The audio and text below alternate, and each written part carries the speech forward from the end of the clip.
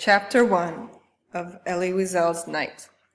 They called him Moishi, as if he had never had a real last name. He was the expert in the Jewish house of prayer. He was poor and lived in complete poverty. Moishi stayed out of people's way. He bothered no one. He walked like a clown. He spoke very little. I met him in 1941. I was almost 13 and very religious. By day, I studied the Torah, and by night, I went to the synagogue to pray. One day, I asked my father to find me a teacher who could help me in my studies of Kabbalah. "You are too young for that. You must be 30 years old before studying the Kabbalah with a master. First, you must study the basics," said my father.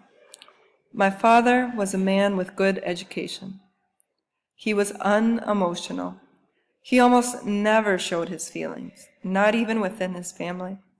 He cared more about the happiness of others than the happiness of his own family. The Jewish community of Siget respected him very much. People usually asked for his advice on public and even private problems. In our country, there were 4 children: Hilda, Bea, Tzipora, and me. I was the only boy. My parents owned a store. Hilda and Bea helped me with the store. My work was at the religious school. "There are no Kabbalah masters in Siget," my father told me often. My father did not want me to study Kabbalah, but I found a teacher, Moishi. Moishi watched me one day as I prayed. "Why do you cry when you pray?" Moishi asked. "I don't know," I answered, confused. I had never asked myself that question. I cried because something inside me felt the need to cry. That was all I knew. "Why do you pray?" he asked. Why did I pray? Strange question. Why did I live? Why did I breathe? "I don't know," I told him, even more confused. "I don't know." After that, I visited Moishi every day. Moishi explained to me, man comes closer to God through the questions he asks him. Man asks, and God answers. But we don't understand his answers. We cannot understand them, because they live in our souls and stay there until we die. The real answers, Eliezer, you will only find inside of you. We spoke about God almost every night, staying in the synagogue long after all the others had gone. And Moishi the beadle, the poorest of the poor of Siget, spoke to me for hours about the Kabbalah. That is how I began my religious education. Chapter 2. And then one day, all immigrant Jews were deported from Siget, Hungary, and Moishi was an immigrant. The immigrant Jews were put into cattle cars by the police. They cried silently. At the station, we were crying too. The train left with smoke.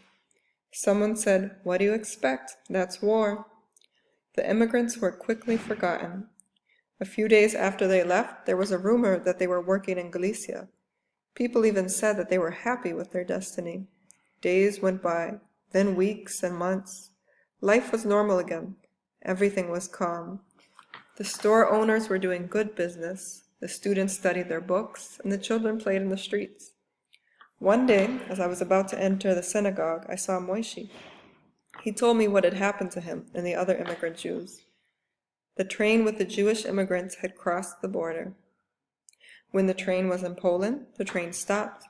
The Jews were ordered to get off and to go into trucks. The trucks drove to a forest. In the forest, everybody was ordered to get out. They were forced to dig tremendous holes in the ground. When they finished their work, the men from the Gestapo began theirs. They shot their prisoners, who had to go to the holes one by one.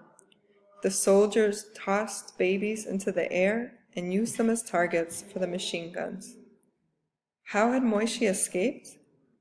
By a miracle. He was injured in the leg and left for dead. Day after day, night after night, Moishi went from one Jewish house to the next, telling his story. He talked about Malka, the young girl who was dying for 3 days, and the story of Toby, the man who wanted to die before his sons were killed. Moishi was not the same after that.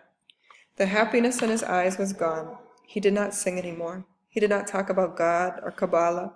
He spoke only about what he had seen, but people refused to believe his stories. They also refused to listen. Some people said that Moishi wanted people to feel bad for him, that he was just lying. Other people said that Moishi was now crazy. Moishi cried, "Jews, listen to me. That's all I ask of you. No money, no pity, just listen to me," he kept shouting in the synagogue. Even I did not believe him. I often sat with him after services and listened to his stories, trying to understand his sadness, but I just felt bad for him. "They think I'm crazy," he said. There were tears like drops of rain. I asked him the question, "Why do you want people to believe you so much?" "You don't understand," he said. "You cannot understand. I was saved by a miracle. I came back. Where did I get my strength? I wanted to return to Saget to tell you what happened. I wanted the Jews of Saget to be ready. Life? I do not care to live. I'm alone. But I wanted to come back to warn you. But no one is listening to me." This was at the end of 1942. Life was normal again. We listened to the radio. We thought the war was going to end soon. And so we, the Jews of Saget, waited for better days. I continued to pray every night. My father took care of his business and the community. My grandfather came to spend the holidays with us. My mother was looking for a husband for my sister Hilda. Another year passed.